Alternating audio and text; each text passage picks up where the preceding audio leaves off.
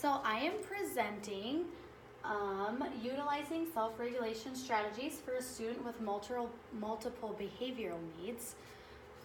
And this is for a student that is in my classroom. So the subject and setting, he was a 7-year-old male with multiple behavioral needs. He had anxiety, aggression, frustration tolerance was low, hypersensitivity to auditory stimulation. So when we would be in the lunchroom, he would have to wear earphones. If there were a lot of people talking at once, he had a really hard time staying calm. And the study took place at Riverview Elementary in Great Falls, Montana, in the structured learning classroom, which is kind of like a self-contained room, and also in the resource setting as well. So my dependent variable was a variable utilizing self-regulation strategies, reading instruction time to decrease aggressive behavior. The term self-regulation in ways, asking to take a break, going for a walk, wearing headphones, or having a snack, with only having 1 to 2 teacher prompts. When the student started to become escalated, he was prompted to look at his self-regulation check sheet and make a choice whether he wanted to take a break, get a snack. He had to use his words and express appropriately to his teacher that he needed a break. So the measurement of the dependent variable, it was recorded on a data sheet. I will show you the data sheet on the next slide. It was recorded on that data sheet, and on that sheet it asks for the date, what strategy the student used, if it was teacher prompted or if the student did it by himself, and the occurrences and the duration of the behaviors. So an example would be if he needed a break and he didn't express his needs to me, I asked him, do you need a break? And he said yes. And if he felt that in any way that he wasn't being treated appropriately, he would stand up, throw a chair, say inappropriate verbal language, and then we would document everything he was saying, everything he did, how long it took him to calm down, and how many occurrences of that behavior happened within an hour period. He was allowed to express his needs in his own way. So if he felt like he needed a walk, he could take a walk with a preferred adult. If he felt he needed a snack, because he is a student of mine that when he gets hungry, he actually is very hangry, he is allowed to take a snack. When he did use his words appropriately and when he did utilize a strategy, he was reinforced with his favorite things. Extra recess time, M&Ms, goldfish, and extra iPad time. iPad was a huge positive reinforcement for this kiddo. And he would also get a full sticker chart so he could pick out of the treasure box at the end of the day. Also on the sheet, if the student chose a strategy on his own, that was marked on the observer sheet. If it was teacher prompted, that was also marked on the data sheet as well. This is the data sheet. On the top, it had the self-regulation data sheet. It had the goal. The goal reads that this child would utilize regulation strategies, asking to take a break, going for a walk, wearing headphones, having a snack. We needed to participate in reading tasks 85% of the time with no more than 2 verbal reminders by the teacher. So, like I said, it asks for the date, the strategy that he used, prompted by the student, number of behavioral occurrences, and the duration of the behavior. So the materials that we used, the ReadWell curriculum, he uses ReadWell in the resource setting. EdMark, he uses the EdMark intervention materials in my classroom, the data sheets, and the checklist that was made for him. So I chose for my research design, I chose to do the changing criterion design. The purpose was to evaluate the effects of utilizing self-regulation strategies and the effects it had on a student during a specific instruction time. And for this child, I chose reading because reading was a trigger. I took the student's baseline, phase 1, 2, 3, and 4 data to evaluate the number of behavioral occurrences and see if it would decrease with the use of the self-regulation check sheet. So for the procedure, during baseline, the student was given small group instruction in both Read Well instruction time and EdMark instruction time. In Read Well, that was more of a trigger for him than the EdMark reading program. In Read Well, the student was given small group instruction that involved him to repeat words, sounds, and letters, and new sight words. And anything that had to be repeated was a trigger for this child. He was asked to read the homework as a warm-up while the teacher was getting prepped in a whisper voice. He did a really good job at reading in a whisper voice, but when his classmates would read in that voice, it would be a trigger for him because he felt like they were reading too loud and he felt that he couldn't hear his own words in his head.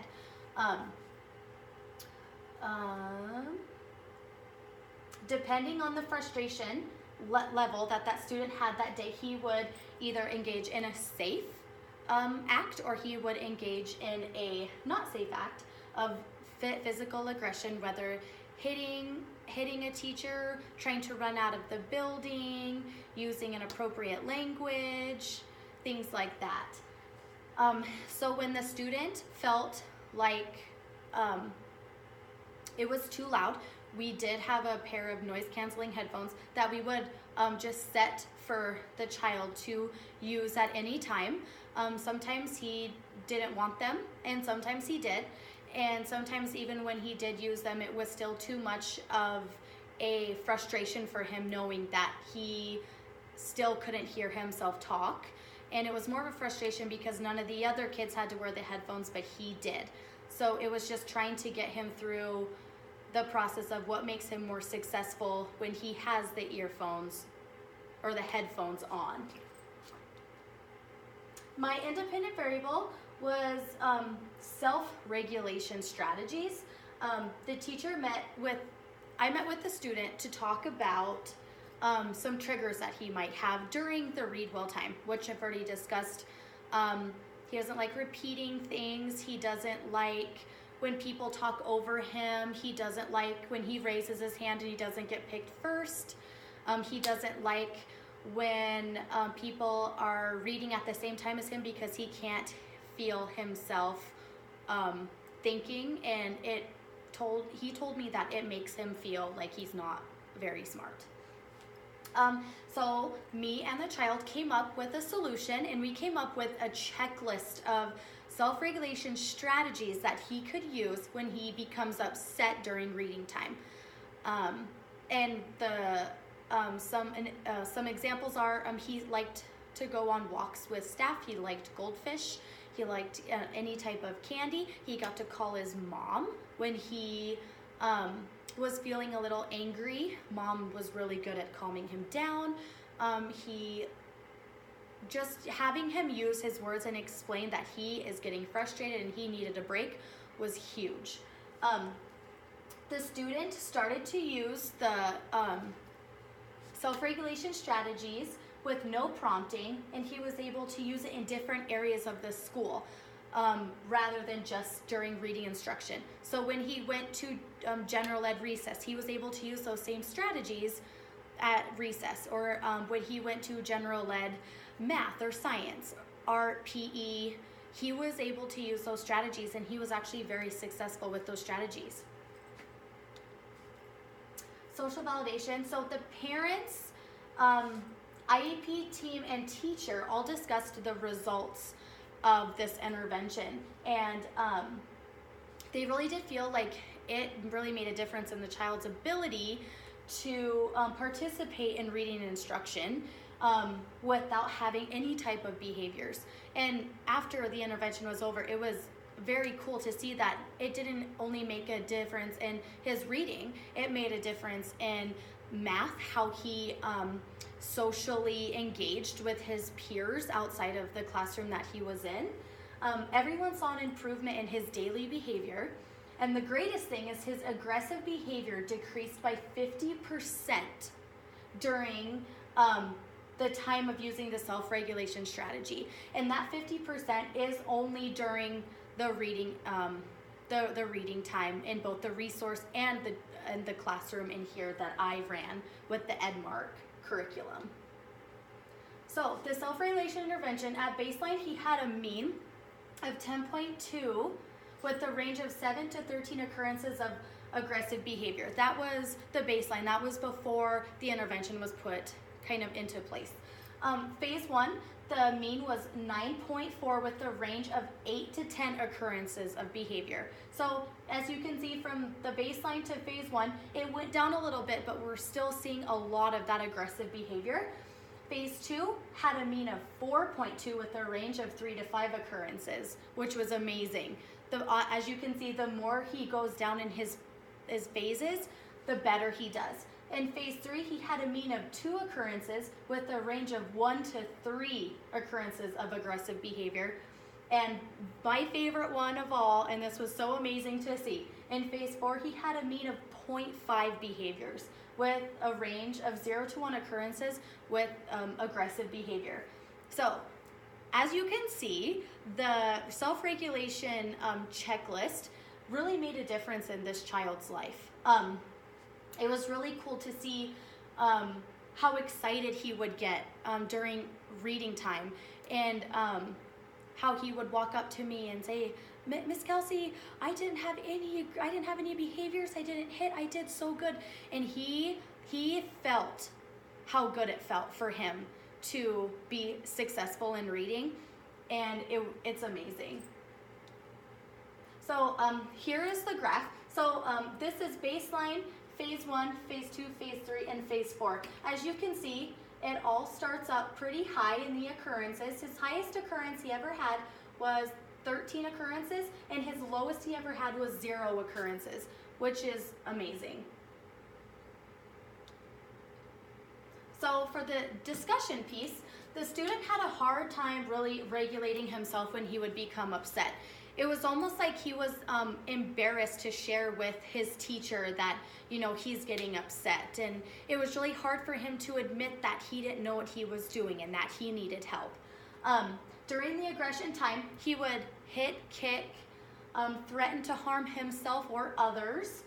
And multiple times during the reading instruction time, there would be some type of disruption from this child.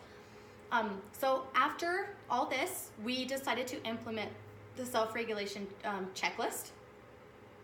And the checklist continued to grow his stamina, allowing him to sit through more and more time of a lesson throughout the week. So the first week, he was only able to make it through like a quarter of it. And then the next time we went in, he was able to make it through like 10 minutes.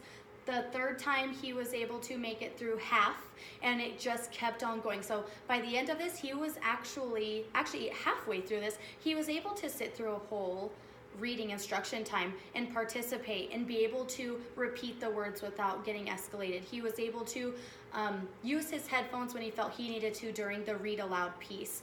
And he was able to not use the headphones. He was able just to be a good friend and tell his peers good job, and how proud he was of his peers for reading so well, which was amazing because at the beginning, this child didn't want anyone talking to him.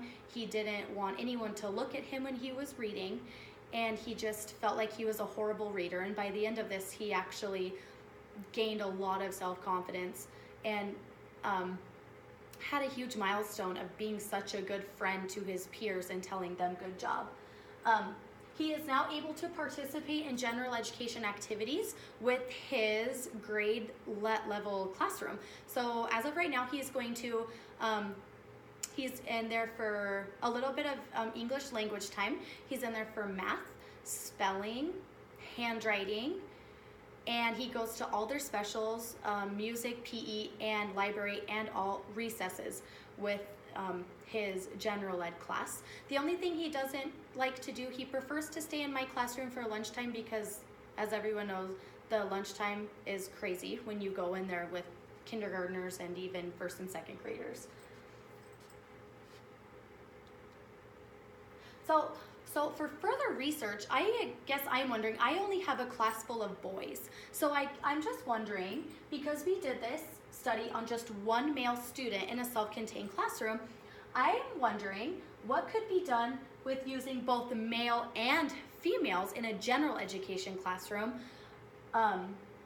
or in just a resource classroom. Just to see, you know, I wonder if there are females who have a struggle like this, but it's not really seen through, you know, teachers or parents, and they are struggling with having to express why they're upset and how much of an impact it could have on their life, with them being able to independently say, I need a break, will you take a walk with me? And then they get back to being successful in their classroom.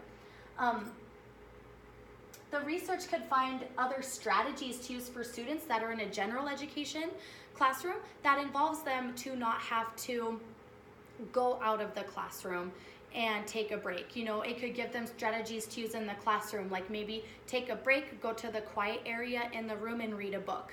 Or if you needed to call mom, you know, go ahead and call mom, but trying to get them to stay in the classroom rather than having them leave to go to, you know, a different classroom, or having them take a walk. Just maybe finding different strategies to use while in the classroom.